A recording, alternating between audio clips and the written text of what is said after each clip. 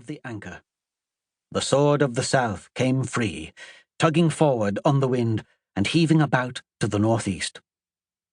Dante and the others went below decks for more appropriate clothing.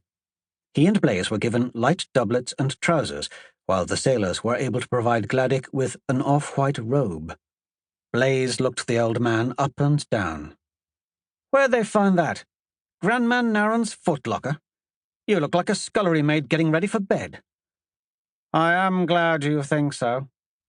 Gladdick ran his left hand down the wrinkles on the robe's front. "The more humble I appear, the less likely a god will take notice of me and smite me down." They reconvened at the helm, where Naren stood with his hands folded behind his waist. The captain frowned, squinting into the gloom. "These are strange currents for this time of year.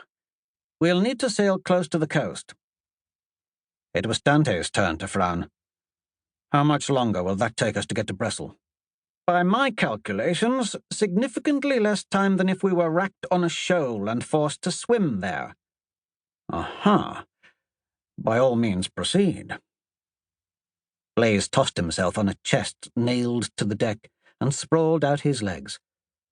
"How certain are we that the Lich is going to come for Bressel?" "I would stake everything on it," Gladdick said, "for that is where the Drakebane has gone." "Some personal enmity between the two, is there?" "The Drakebane and his ancestors have worked to oppose the Lich for centuries. The Lich will find nothing more satisfying than enslaving the Drakebane and all his blood as blighted. Of course, if I was an ancient sorcerer who'd had centuries to develop my wicked schemes of total conquest, the first thing I'd do would be to settle my personal scores." "Gladdick's right," Dante said.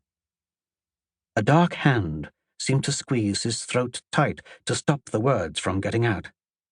"When the White Lich took me under his power, we spoke of his vision of the future. He saw the Drakebane and the few remaining knights of Odosain as the only power that could pose a significant threat to his blighting of the world. He believed that once he'd conquered the rest of Tanara Tain, he would be able to wield overwhelming strength against the Drakebane and Bressel." That silenced everyone for a second. Blaise was the first to bounce back. "Well, do you think he's right?"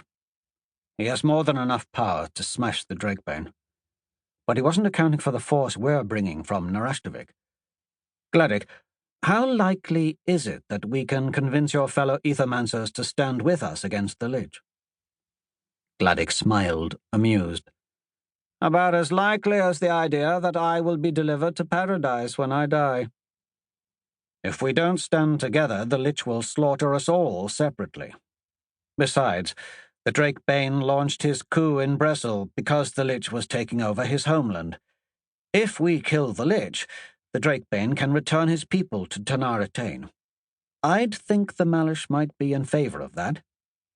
Surely the priesthood will fall to its knees in awe of the Drakebane's kind-hearted benevolence.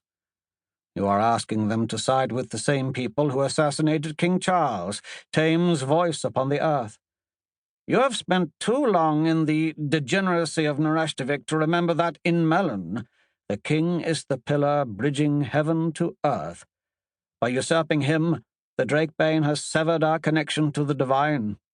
The clergy will never side with such a criminal."